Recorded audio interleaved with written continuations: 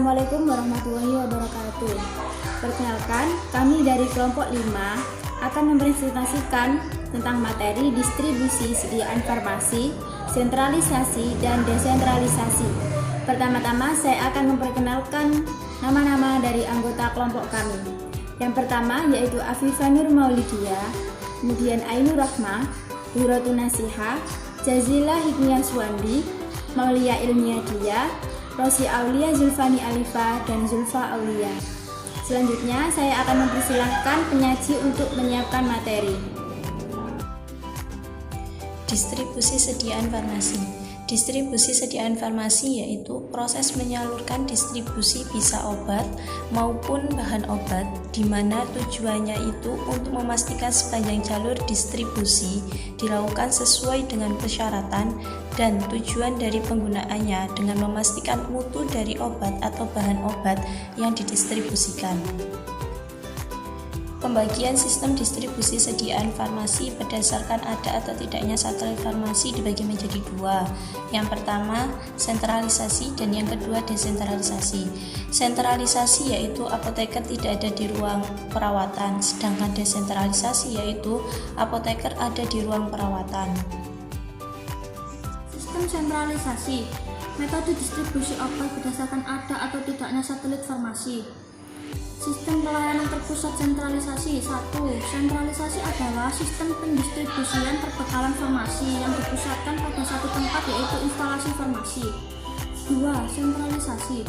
Seluruh kebutuhan perbekalan farmasi setiap unit memakai, baik untuk kebutuhan individu maupun kebutuhan barang dasar ruangan, disuplai langsung dari pusat pelayanan farmasi tersebut. 3. Resep orisinil oleh perawat dikirim ke IFRS, kemudian resep itu diproses sesuai dengan kaidah, cara dispensing yang baik, dan obat disiapkan untuk didistribusikan kepada penderita tertentu. Keuntungan sentralisasi. 1. Semua resep dikaji langsung oleh apoteker yang juga dapat memberi informasi kepada perawat berkaitan dengan obat pasien. 2. Memberi kesempatan interaksi profesional antara apoteker, dokter, perawat, dan pasien. 3. Memungkinkan pengendalian yang lebih dekat atas persediaan. 4. Mempermudah penagihan biaya pasien. Permasalahan sentralisasi. 1. Terjadinya delating dalam proses penyiapan obat, permintaan dan distribusi obat ke pasien yang cukup tinggi. 2. Jumlah kebutuhan personel di instalasi farmasi rumah sakit meningkat. 3. Farmasis kurang dapat melihat dari riwayat pasien rekod dengan cepat. 4. Terjadinya kesalahan obat karena kurangnya pemeriksaan pada waktu penyiapan komunikasi. Penggunaan sistem sentralisasi. Sistem ini kurang sesuai untuk rumah sakit yang besar, misalnya kelas A dan B, karena memiliki daerah pasien yang menyebar sehingga jarak antara instalasi farmasi rumah sakit dengan perawatan pasien sangat jauh. Desentralisasi adalah sistem pendistribusian pembekalan farmasi yang mempunyai cabang di dekat unit perawatan atau pelayanan. Cabang ini dikenal dengan istilah depo farmasi atau satelit farmasi.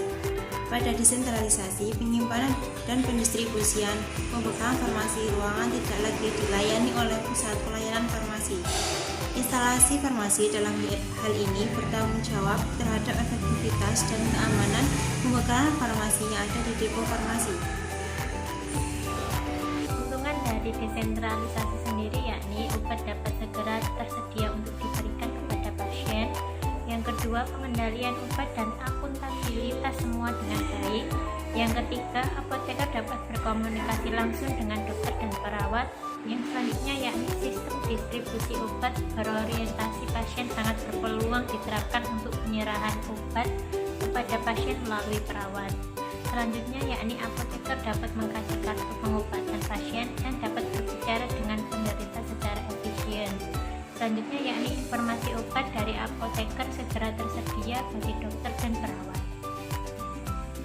Selanjutnya yakni waktu kerja perawat dalam distribusi dan penyiapan obat untuk digunakan pasien berkurang karena tugas ini telah diambil oleh personel IFRS desentralisasi.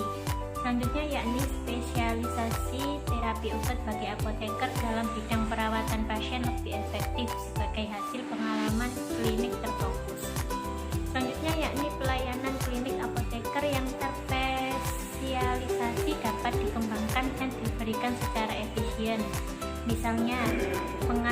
menyalurkan suatu terapi obat penderita khusus yang diminta dokter, heparin dan antikoagulan oral, digoxin, aminofilin, aminoglikosida, dan dukungan nutrisi.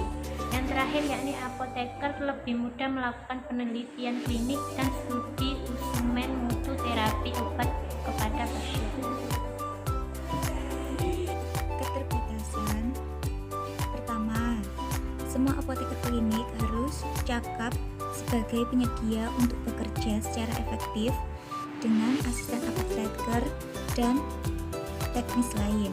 Kedua, apoteker biasanya bertanggung jawab untuk pelayanan distribusi dan pelayanan klinik waktu yang mereka gunakan dalam kegiatan yang bukan distribusi obat tergantung pada ketersediaan asisten apoteker yang bermutu dan kemampuan teknis tersebut untuk secara efektif mengoordinasikan waktu guna memenuhi tanggung jawab mereka. Ketiga, pengendalian inventasi obat dalam IFRS keseluruhan lebih sulit karena aplikasi IFRS cabang yang banyak untuk obat yang sama, terutama untuk obat yang jarang ditulis. Keempat, komunikasi langsung dalam IFRS keseluruhan lebih sulit karena anggota staf berpraktek dalam lokasi fisik yang banyak. Yang kelima, lebih banyak alat yang diperlukan, misalnya acuan atau pustaka informasi obat,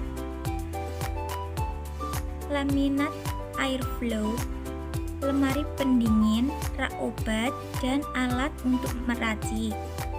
Yang keenam, jumlah dan keakutan pasien menyebabkan beban kerja distribusi obat dapat melebihi kapasitas ruangan dan personal dalam unit IFRS desentralisasi yang kecil.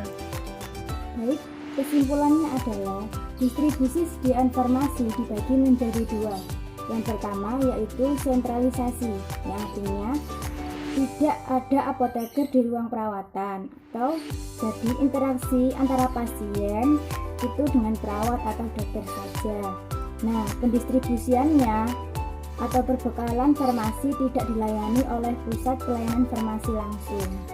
Sedangkan desentralisasi yaitu adanya apoteker di ruang perawatan. Nah, apoteker bertanggung jawab untuk pelayanan, distribusi, dan pelayanan klinik. Demikian presentasi dari kelompok kami.